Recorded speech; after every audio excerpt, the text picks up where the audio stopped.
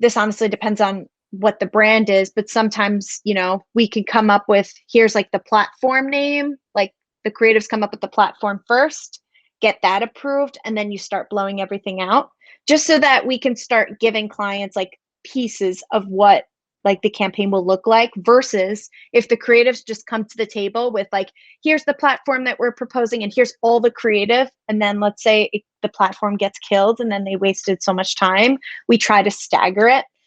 So that's how we approach it.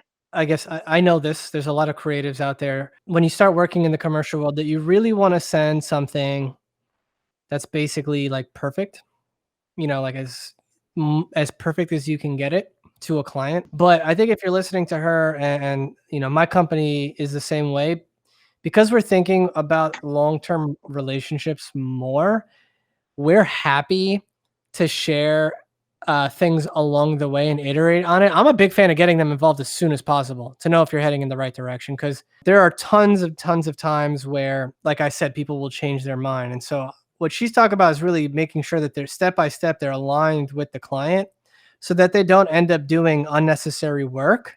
And I'm big on that too in production. That's why like storyboards and things like that can be so valuable. That's why having alignment conversations with your clients can be so valuable.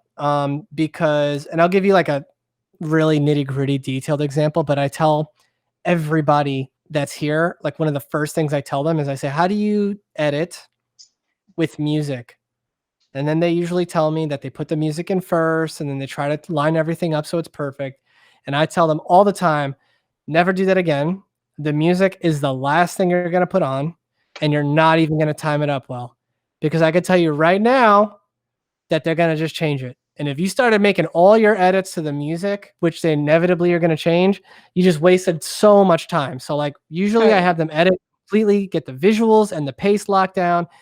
Then you change the music 1,000 times if they want to, and the graphics. I'm sure titles and graphics are always, and copy is always the thing that they change 1,000 times. Get the big stuff like the platform locked in and ironed out first, and like broad to specific, right? And then you can start working on some of the details. Thanks for watching that clip from the Creative and Account podcast.